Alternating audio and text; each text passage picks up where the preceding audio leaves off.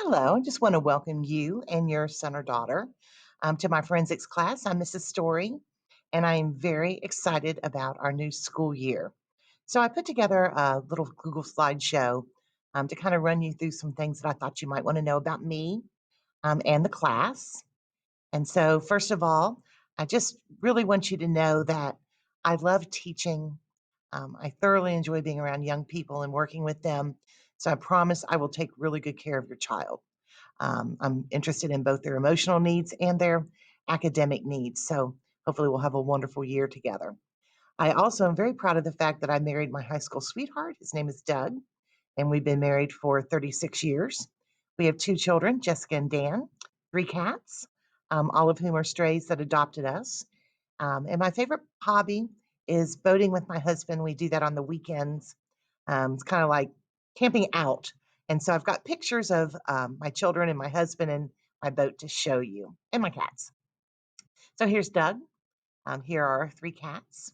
Here's my daughter Jess, my son Dan, and this is our boat. And it looks really nice in this picture, and it's really not as nice as that, or as it appears to be. It's an older boat that we bought that we're kind of in the process of rehabbing. But I do enjoy getting out on the weekends with my husband and hanging out with our boat friends, and it's very, very relaxing and rejuvenating for me. Now, as far as our room goes, just took a few pictures of the room just to kind of orient you since we're not having face to face open house right now.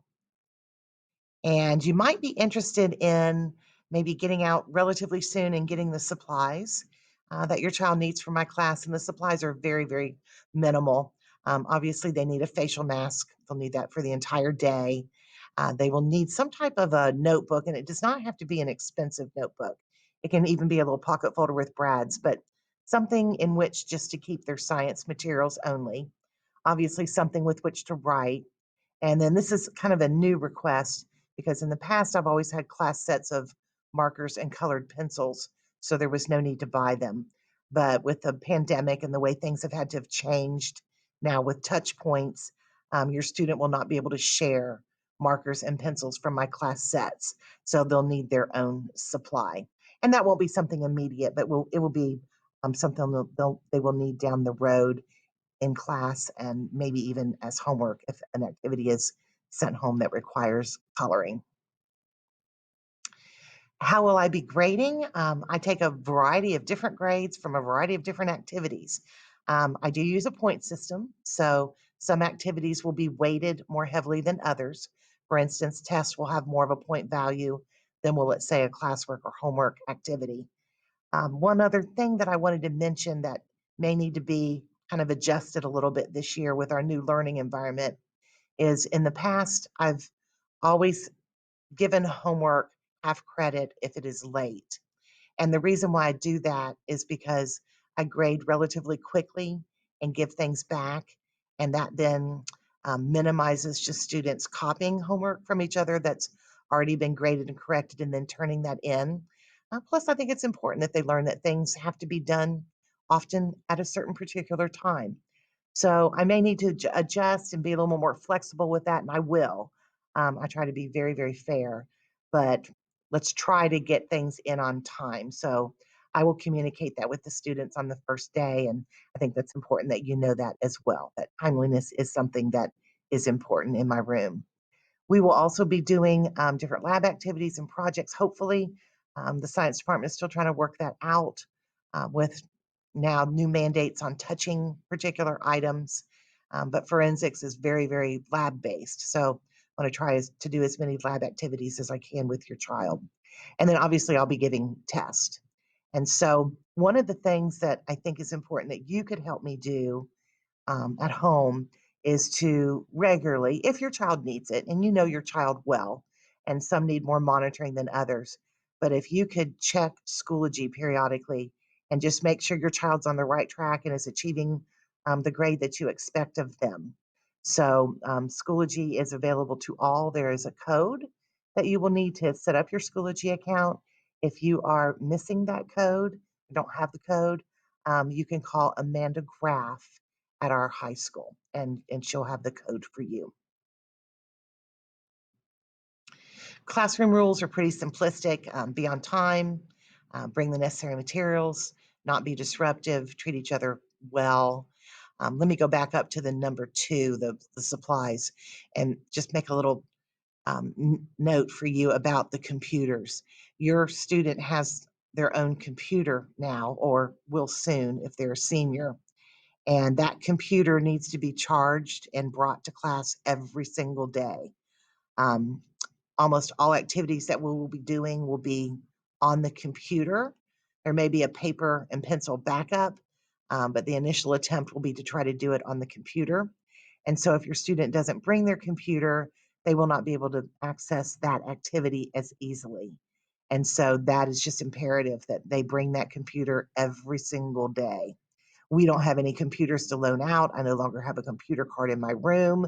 We have no chargers that the students can borrow. So that's just a new responsibility that they'll need to adhere to. Number five, no food or drink.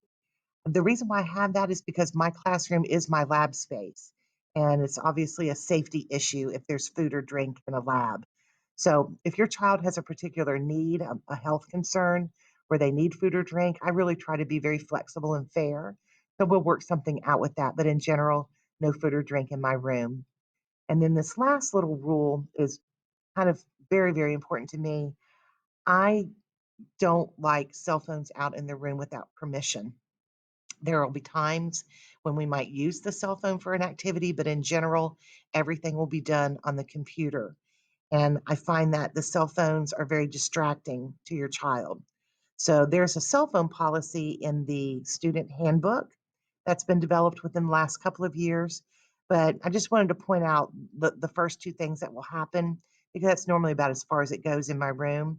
But if a student has their cell phone out without permission, they are to give it to me and I will lock it in a drawer and then return it to them at the end of the class.